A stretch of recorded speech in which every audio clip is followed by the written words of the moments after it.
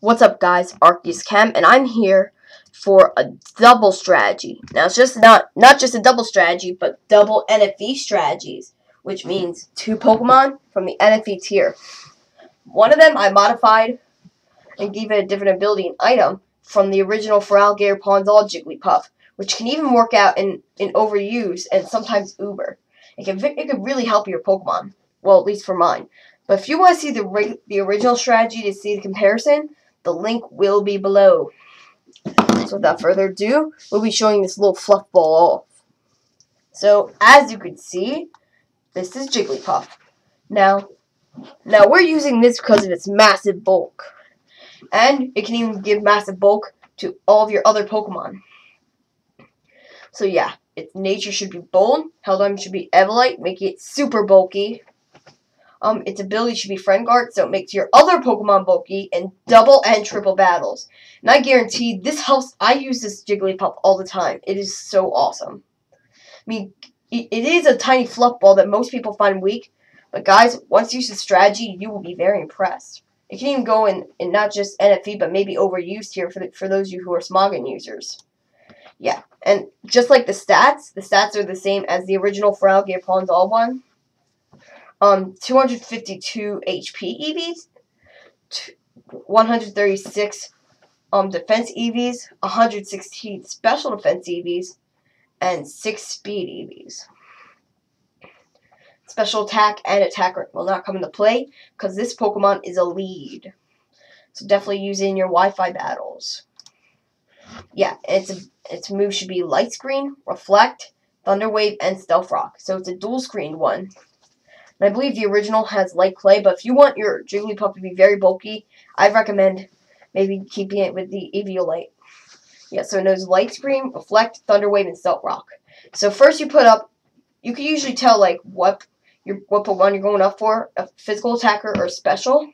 So whichever one you're facing, use one of those screens first. Light Screen for the specials, and Reflect for the physicals. And Thunder Wave to slow down your Pokemon.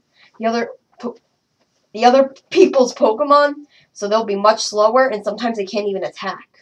And Stealth Rock, so when they send in more Pokemon, yeah, once they switch out, you'll get some extra damage, and double and triple battles, you will be very bulky.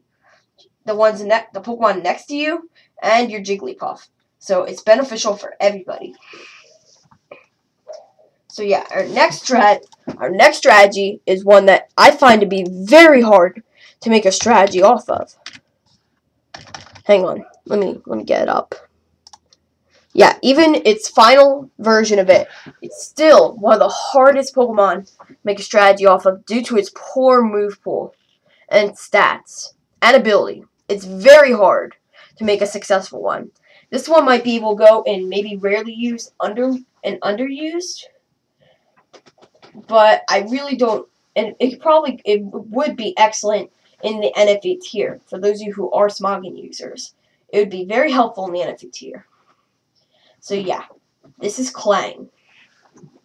Now its nature can be Imperish, or it can also be Careful, because we need the attack stat for this strategy. But okay, never mind. Well, we don't need attack, special attack. I mean. Held item should be Eviolite for massive bulk, even more than Jigglypuff. We need it for its bulk. That, or you could use some, like maybe leftovers if you need it. But I'd highly recommend the Eviolite. Happiness, you need 252 or 255. Ability doesn't matter, plus minus, but do not do Clear Body. Even though, as beneficial as Clear Body could be, and no stat drops, it's not even out in Dream World, so it won't work in Wi-Fi battles and random matchup. So I'd recommend just stick with plus or minus.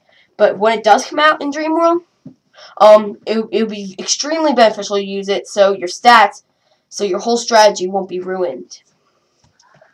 Yeah. Skip that. Its stats should be 126 HP, 126 attack, 126 defense, 126 special defense. And here are my IVs. I recommend set everything to equal except special attack, because we do not need that at all. Now this is a shift gear strategy. You shift gear once, you can rise your speed twice and attack. And yeah, that's when you can start sweeping. Yeah, so your moves should be shift gear, gear grind, rock smash, and return. Now you should use shift gear first, and I bet you can survive most attacks since you are very bulky.